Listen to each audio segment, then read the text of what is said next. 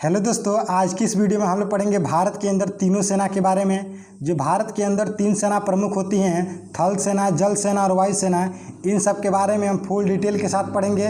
तो वीडियो में आप अंत तक बने रहिएगा। वीडियो इम्पोर्टेंट होने वाली है और साथ ही नॉलेजेबल होने वाली है। तो चलिए वीडियो को हम स्टार्ट करते हैं। तो समझते हैं तीनों सेना के बारे में। आर्मी है, नेवी है और एयरफोर्स है।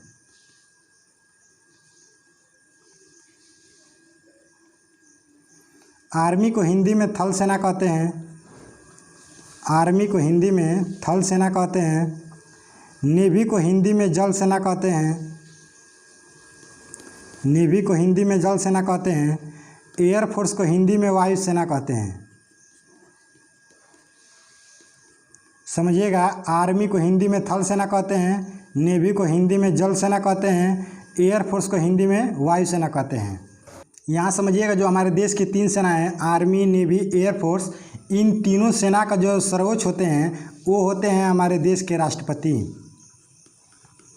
तीनों सेना का सर्वोच्च कौन होते हैं? तो हमारे देश के राष्ट्रपति होते हैं।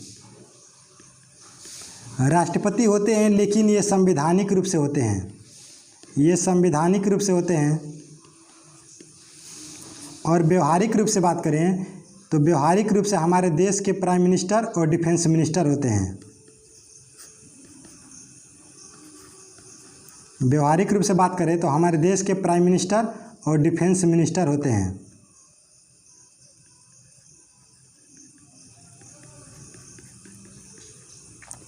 प्रश्नों को समझिएगा। प्रश्न अगर एग्जाम में पूछ दें कि तीनों सेना का सर्वोच्च कौन होते हैं, तो राष्ट्रपति होते हैं। प्रश्न पे ध्यान दीजिएगा। तीनों सेना का सर्वोच्च कौन होते हैं? तो राष्ट्रपति होते हैं। प्रधानमंत्री मत सही कीजिएगा। यहाँ समझिएगा, एग्जाम में प्रश्न कैसे पूछता है, और कई बार एग्जाम में प्रश्न पूछा भी गया है कि हमारे देश के तीनों सेना का सर्वोच्च कौन होते हैं, तो वो होते हैं राष्ट्रपति। राष्ट्रपति होते हैं। ये संवैधानिक रूप से होते हैं। लेकिन व्यवहारिक रूप से बात करें तो व्यवहारिक रूप से हमारे देश के प्राइम मिनिस्टर और डिफेंस मिनिस्टर यानी प्रधानमंत्री और रक्षा मंत्री कार्य करते हैं। अभी हमारे देश के 20 जवान गलवान घाटी पे शहीद हुए हैं, तो इस समय इस पर बात विचार कौन कर रहे हैं? तो हमारे देश के प्राइम मिनिस्टर और डिफेंस मिनिस्टर कर रहे हैं। आइए समझते हैं, ये जो तीनों सेना हैं, आर्मी, नेवी, एयरफोर्स, इन तीनों सेना का हेडक्वार्टर है नई दिल्ली में। इन तीनों सेना का हेडक्वार्टर कहाँ पे है? नई दिल्ली में। इन तीनों सेना का हेडक्वार्टर कहाँ पर स्थित है? नई दिल्ली में। समझिएगा, जो तीन सेना है, आर्मी, नेवी, एयरफोर्स, इन तीनों सेना का हेडक्वार्टर कहाँ स्थित है? नई दिल्ली में। तो इस वीडियो में आज हम लोग सिर्फ पढ़ेंगे आर्मी के बारे में। आज की इस वीडियो में पढ़ेंगे आर्मी के बारे में, फिर अगले नेक्स्ट वीडियो में नेवी के बारे में पढ़ेंगे, फिर एयरफोर्स के बारे में। तो आइए समझते हैं आर्मी के बारे में। तो समझते हैं आर्मी के बारे में। आर्मी को हिंदी में थल सेना कहते हैं। आर्मी को हिंदी में थल सेना कहते हैं। आर्मी की स्थापना की बात करें कि आर्मी की स्थापना कब हुई थी, तो आर्मी की स्थापना हुई थी 1 अप्रैल 1895 को। 1 अप्रैल सन 1895 को आर्मी की स्थापना कब हुई थी? 1 अप्रैल 1895 को। आर्मी दिवस की बात करें कि आर्मी दिवस कब मनाया जाता है या थल सेना दिवस कब मनाया जाता है, वेरी वेरी इंपॉर्टेंट प्रश्न है। थल सेना दिवस कब मनाया जाता है? तो 15 जनवरी को।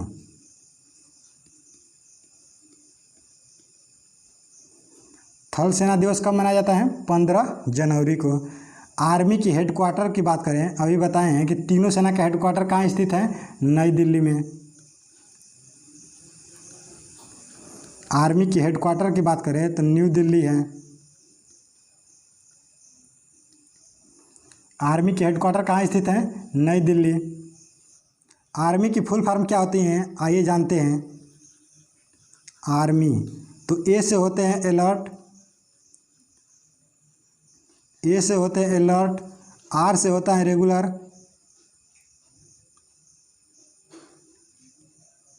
एम से होता है मोबिलिटी, और वाई से होता है यांग, और वाई से होता है यांग।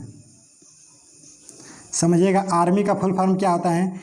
ए से होता है अलर्ट, आर से होता है रेगुलर, एम से होता है मोबिलिटी, वाई से होता है यांग। ये होता है आर्मी का फुल फॉर्म।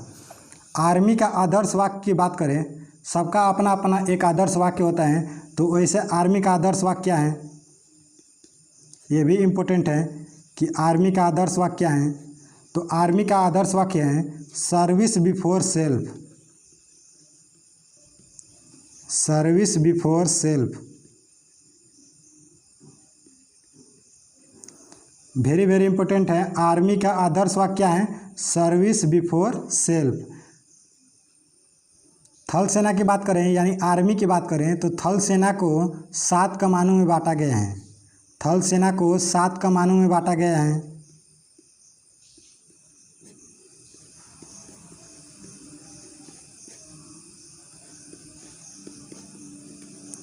आर्मी को कितने कमानों में बांटा गया है, यानी थल सेना को कितने कमानों में बांटा गया है, तो 7 कमानों में बांटा गया है। कमानों का मतलब होता है क्षेत्र। ये जो क्षेत्र होते हैं जैसे पूर्वी, पश्चिमी, उत्तरी, दक्षिणी, उत्तरी पूर्वी, ये सब क्षेत्र हैं। तो आर्मी को 7 कमानों में बांटा गया है।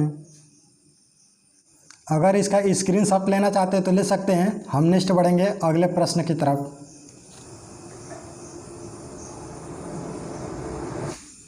अगर प्रश्न पूछे कि आर्मी के फर्स्ट फील्ड मार्शल कौन थे, आर्मी के फर्स्ट फील्ड मार्शल कौन थे,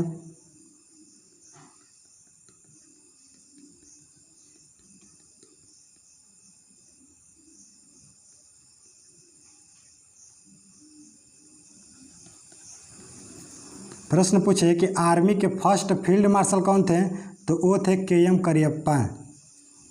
के.एम. करियप्पा थे, जिनका कार्यकाल 16 जनवरी 1949 से 14 जनवरी 1953 तक था। जिनका कार्यकाल 16 जनवरी 1949 से 14 जनवरी 1953 तक था।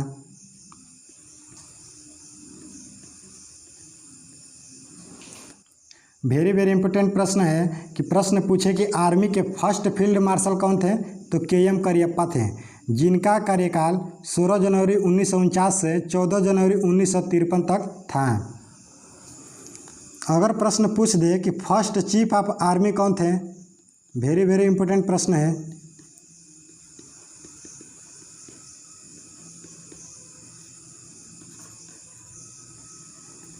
फर्स्ट चीफ ऑफ आर्मी कौन थे, तो वो थे राजेंद्र सिंह।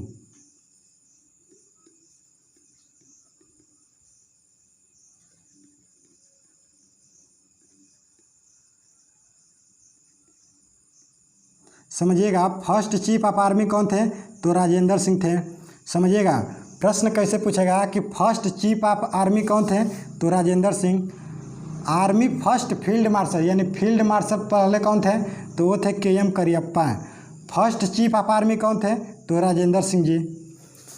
इनका कार्यकाल था 15 जनवरी 1953 से, इनका कार्यकाल था 15 जनवरी 1953 से 14 मई 1955 तक, 14 मई 1955 तक।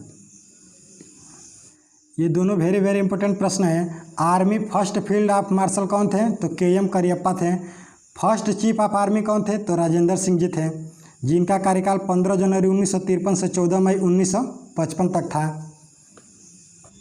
प्रेजेंट की बात करें यानी वर्तमान की बात करें तो वर्तमान में थल सेना अध्यक्ष कौन है, वर्तमान की बात करें तो वर्तमान में थल सेना अध्यक्ष कौन है, मनोज मुकुंद नरवणे हैं।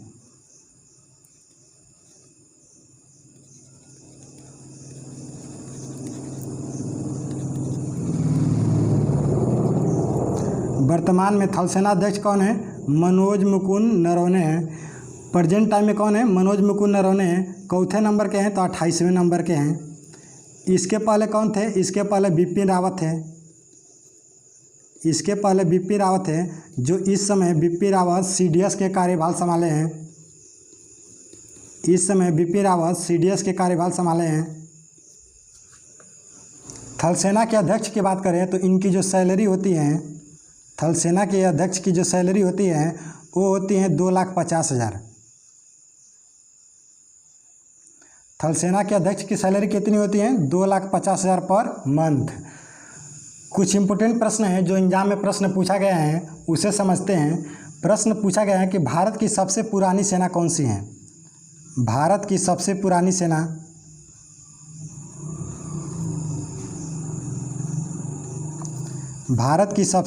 सेना कौन सी है? तो वो है Assam rifle. Very very important प्रश्न है। असम राइफल है, यह भारत की पुरानी सेना है। असम राइफल, जिनकी स्थापना हुई थी 1835 में। 1835 में इनका हेडक्वार्टर है शिलांग में। ये वेरी वेरी इंपॉर्टेंट प्रश्न है कि भारत की सबसे पुरानी सेना कौन सी है? असम राइफल है, जिसका हेडक्वार्टर है शिलांग में। यहाँ समझिएगा, हमारे देश के थल सेना अध्यक्ष का कार्यकाल कितने वर्ष तक का होता है? थल सेना अध्यक्ष का कार्यकाल कितने वर्ष तक का होता है? तो थल सेना अध्यक्ष का कार्यकाल होता है 3 वर्ष से 62 वर्ष तक। 3 वर्ष से 62 वर्ष तक। यहाँ समझिएगा 3 वर्ष क्या है और 62 वर्ष क्या है। जैसे हमारे देश के प्राइम मिनिस्टर का कार्यकाल कितने वर्ष तक का होता है? 5 वर्ष तक का। 5 वर्ष तक का होता है। वैसे ही थल सेना अध्यक्ष का कार्यकाल होता है 3 वर्ष तक का है। यहाँ समझिएगा 62 वर्ष क्या है। जैसे मान लीजिए मनोज मुकुंद नरवणे का जो एज है वो है 59 वर्ष। 59 वर्ष है, तो इनका कार्यकाल कब समाप्त हो जाएगा? जब इनका एज 62 वर्ष हो जाएगा तो इनका कार्यकाल समाप्त हो जाएगा। मान लीजिए मनोज मुकुंद नरवणे का जो एज है 60 वर्ष है। 60 वर्ष है, लेकिन अभी बताए हैं थल सेना अध्यक्ष का कार्यकाल कितने वर्ष तक का होता है? 3 वर्ष तक का। बताए हैं 3 वर्ष तक का होता है, तो इनका एज जो है 60 वर्ष तक का हो गया है। लेकिन बताए हैं कि थल सेना अध्यक्ष का कार्यकाल कितने वर्ष तक का होता है? 3 वर्ष तक का है। तो क्या ये 3 साल रहेंगे? ये 3 साल नहीं रहेंगे। ये 2 साल के बाद रिटायर हो जाएंगे। 2 साल के बाद रिटायर हो जाएंगे। जैसे ही इनका एज 62 वर्ष होगा तो इनका कार्यकाल खत्म हो जाएगा। तो आपको समझ में आ गया होगा कि 62 वर्ष क्या हैं। पूरा फुल डिटेल के साथ बता दिए हैं कि 3 वर्ष क्या है, 62 वर्ष क्या है। तो पूरे फुल डिटेल के साथ बता दिए हैं कि इनका एज क्या होता है और कब से कब तक रह सकते हैं। तो फ्रेंड्स, आज के लिए इतना ही। फिर अगले नेक्स्ट वीडियो मिलते हैं। तब तक के लिए थैंक यू। जय हिंद, जय भारत।